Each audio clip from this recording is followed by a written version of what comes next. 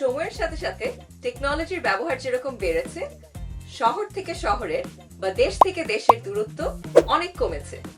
এই দূরত্ব কমাতে যে যানবাহনটা আমরা ব্যবহার করি তা হচ্ছে এরোপ্লেন। চলুন এই ভিডিওতে আমরা জেনে নিই এরোপ্লেনে চড়ার কিছু এটিকেট। আমরা যখন প্লেনে উঠবো তখন আমরা আসলে একটা লাইন ধরে উঠি। এই লাইনটা ভাঙা যাবে না বা ধাক্কা দিয়ে লাইনের সামনে চলে আসা যাবে না।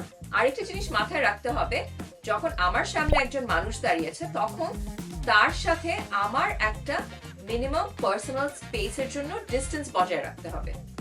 আমাদের সাথে যদি হ্যান্ড লাগেজ থাকে তা আমাদের উপরে লাগেজ কম্পার্টমেন্টে রাখতে হবে, কিন্তু এটা মাথায় রাখতে হবে যে যখন আমরা ট্রাভেল করব বেশি বড় হ্যান্ড লাগেজ ক্যারি করব না, যেটা নিয়মের মধ্যে ততটুকুনি আমরা ক্যারি করব। যে কোনো সময় যখন আমরা এয়ার হোস্টেস বা স্টুয়ার্ডের সাথে কথা বলবো আমাদের মাথায় রাখতে হবে তাদের সাথে যাতে আমরা ভালোভাবে ব্যবহার করি এবং তাদের সাথে হাসি মুখে কথা বলি, কারণ এই মানুষগুলো পুরো সময়টা আমরা যখন যাত্রা করছি আমাদের সেবা দিচ্ছে এবং পুরো প্লেনে যতজন মানুষ এসে তাদের সাথে কাজ করছে, তো তাদের কাজটাও যাতে সহজ হয়ে যায় সেদিকে আমাদের লক্ষ্য রাখা উচিত।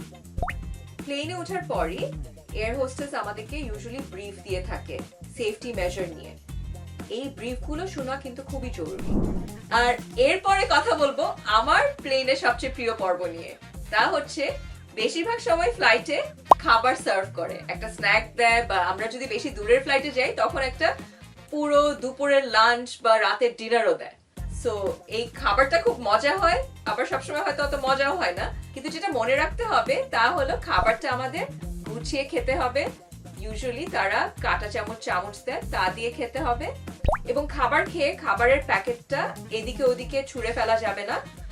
এই প্যাকেটটা এয়ার হোস্টেস পরে কালেক্ট করে নিবে।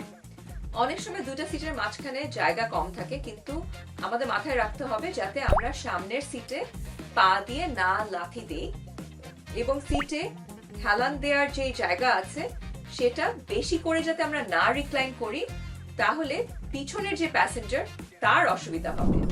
বেশিরভাগ সময় প্লেনে থাকে একটা ওয়াশরুম বা ল্যাবরেটরি, আর এই ল্যাবরেটরি আমরা যে কোনো সময় ব্যবহার করতে পারি আদার দেন যখন প্লেন টেক অফ করে, ল্যান্ড করে বা প্লেনে টার্বুলেন্স হয়।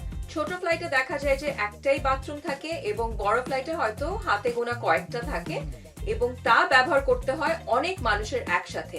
কাজেই এটা ইম্পর্টেন্ট যে বাথরুমটা আমরা সবাই মিলে পরিষ্কার রাখি। তাই বাথরুমটা ইউজ করার পরে আমাদের মেক শিওর করতে হবে যে বাথরুমটা যাতে শুকনা থাকে এবং পরিষ্কার থাকে। সেই সাথে বাথরুমে আমরা টিস্যু ইউজ করার পরে আশেপাশে না ফেলে জায়গা মতো ফেলবো। একটা জিনিস আমি সবসময় দেখি, আমরা যখন গন্তব্যস্থলে পৌঁছে যাই তখন সবাই খুব তাড়াহুড়া করে সিট থেকে উঠে লাগেজ নামাবার জন্য রাশ করতে থাকে। এটা করা যাবে না, কারণ এটা করলে একটা বিশৃঙ্খলার সৃষ্টি হয়। কাজেই আমাদের ওয়েট করতে হবে, যখন আমাদেরকে বলা হবে যে এখন লাগেজ আমরা বের করে নিতে পারবো তখনই আমরা সিট থেকে উঠে লাগেজটা নিব। দেখলেন তো কি সহজ সব বিষয় এই এয়ারপ্লেন এটিকেট গুলো। আর এগুলো মাথায় রাখলে আপনার ও আপনার আশেপাশে যারা ট্রাভেল করছে সবার ভ্রমণই খুব আনন্দময় হবে। এমন অনেক মজার মজার লাইফ স্কিলস ও প্যারেন্টিং হ্যাকস এর জন্য আজই ফলো করুন চল পড়ি।